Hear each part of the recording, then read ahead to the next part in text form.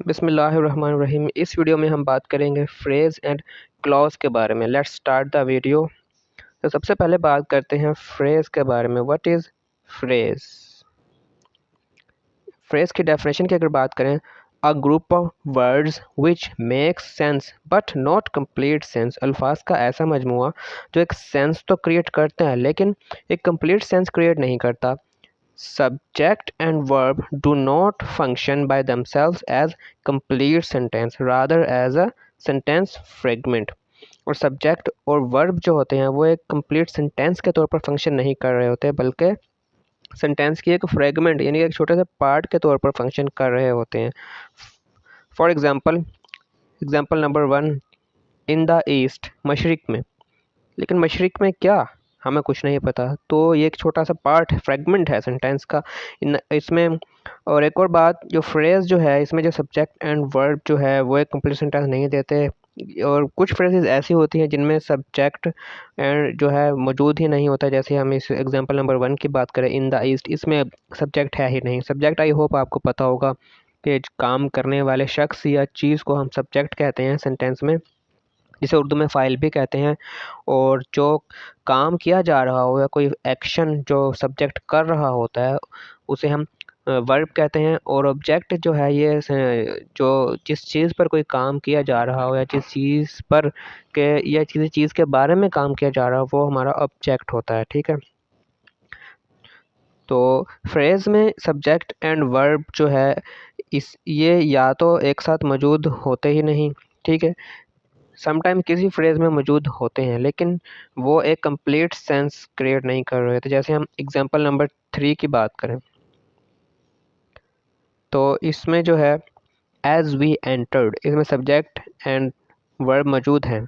यहाँ वी जो है ये हमारा सब्जेक्ट है और एंटर्ड ये एक वर्ब है, मौजूद है, लेकिन कंप्लीट सेंटेंस या कंप्लीट सेंस क्रिएट नहीं कर रहे। एज वी एंटर्ड, जो ही हम दाखिल हुए, लेकिन आगे क्या है कुछ नहीं पता। यहाँ एक सेंटेंस का सिर्फ एक फ्रेगमेंट है, कंप्लीट सेंटेंस नहीं है। आगे हमें एक मज़ीद सेंटेंस के पार्ट की ज़रूरत है जिससे हमें पता चले कि आगे क्या हुआ, एक कंप्लीट सेंटेंस बन सके। Example number 4, although he tried hard, अगरचे उसने खूब मेहनत की, लेकिन आगे हमें कुछ नहीं पता। इसमें भी सब्जेक्ट मौजूद है he and tried hard, verb भी मौजूद है। ठीक है, लेकिन सेंटेंस इनकम्प्लीट है, सेंस इनकम्प्लीट है। सेंटेंस नंबर 5 है, show me how to do it. इस सेंटेंस में वर्ब मौजूद है शो मी, सब्जेक्ट मौजूद नहीं है, काम करने वाला है। ठीक है, तो ये भी एक फ्रेज है। नेक्स्ट हम बात करेंगे क्लॉज के बारे में। क्लॉज क्या होती है? The group of words which forms a complete sense and contains a subject and a predicate which function as a complete sentence is called a clause। तो ये अल्फाज का ऐसा मजमुआ होता है जो एक कंप्लीट सेंस क्रिएट कर रहा होता है और इसमें सब्जेक्ट एंड प्रेडिकेट जो है ये function as a complete sentence, एक कंप्लीट सेंस के तौर पे काम कर। देखिए यहाँ पर मैंने सब्जेक्ट के साथ प्रेडिकेट का वर्ड यूज़ किया है जबकि यहाँ पर वर्ब का यूज़ किया था, तो ये दोनों एक ही चीज़ है, कन्फ्यूज़ मत होइएगा। ये जो प्रेडिकेट है ये वर्ब पर ही मुश्तमिल होता है, वर्ब के साथ अगर हम नेक्स्ट पार्ट भी सेंटेंस का लगा दें तो वो जो है प्रेडिकेट बन जाता है। वर्ब के साथ नेक्स्ट भी अगर हम इंफॉर्मेशन ऐड कर दें तो वो प्रेडिकेट बन जाता है। तो ये प्रेडिकेट जो है वो सिंपली सब्जेक्ट के बारे में ही बता रहा होता है कि सब्जेक्ट कर क्या रहा है, यानी क्या वर्ब परफॉर्म कर रहा है। जैसे हम एग्जाम्पल नंबर 1 की बात यहाँ एग्जाम्पल लें तो the sun rises in the east, सूरज मशरिक में निकलता है। तो इसमें द सन जो है एज अ सब्जेक्ट मौजूद है, राइजेज इन द ईस्ट ये प्रेडिकेट है या वर्ब है। राइजेज निकलता है, ये वर्ब है।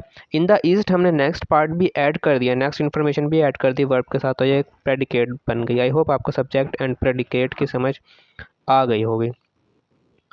सेंटेंस नंबर 2 है, example number 2, Humpty Dumpty sat on a wall. Humpty Dumpty एक वॉल पर बैठे थे। तो यहाँ हम्पटी और जो डम्पटी है ये सिंगुलर ले लें आप, सब्जेक्ट या फिर प्लुरल ले लें। दो लोग, हम्पटी एंड डम्पटी को दो कंसीडर कर लें। आई डोंट नो, मुझे भी आइडिया नहीं है। ये एक पोएम है बच्चों की, आपने भी जो है पढ़ी होगी अपनी बिगनिंग क्लासेस में, अर्ली क्लासेस में, और छोटे बच्चों को पढ़ाई भी हो शायद। ठीक है, तो मेन चीज़ क्या है, ये एज अ सब्जेक्ट है, Humpty Dumpty and set on the wall, ये प्रेडिकेट है, एक साथ मौजूद है और सेंटेंस कंप्लीट है, एक कंप्लीट सेंस क्रिएट कर रहे हैं, तो ये एक क्लॉज है। ये नेक्स्ट है एग्जांपल नंबर 3 है, सारा स्माइल्ड, सारा मुस्कुराई। तो इसमें जो सब्जेक्ट है वो सारा है, स्माइल ये वर्ब या प्रेडिकेट है, ठीक है। ज़्यादा इन्फॉर्मेशन नहीं है इस सेंटेंस में, लेकिन ये एक क्लॉज है क्योंकि सब्जेक्ट एंड प्रेडिकेट एक कंप्लीट सेंस क्रिएट कर रहे हैं, बता रहे हैं कि सारा क्या कर रही है, हमें समझ आ रही है। मज़ीद सेंटेंस में किसी वर्ड या किसी और पार्ट की हमें ज़रूरत नहीं है इसे समझने के लिए, बात को समझने के लिए, ठीक है। बात हमें पूरी समझ में आ रही है, जबकि फ्रेज़ में हमें बात पूरी समझ में नहीं आ रही होती, इन्फॉर्मेशन इनकम्प्लीट होती है। अगर हम सेंटेंस एग्जाम्पल नंबर 4 की बात करें, आई वेटेड फॉर हिम, मैंने उसके लिए इंतज़ार किया, तो इसमें भी जो है ये कंप्लीट सेंटेंस है और सेंस भी कंप्लीट है। सब्जेक्ट एंड प्रेडिकेट एक सेंटेंस क्रिएट कर रहे हैं, यहाँ सब्जेक्ट जो है आई है और वेटेड फॉर हिम ये प्रेडिकेट है, तो एक कंप्लीट क्लॉज है।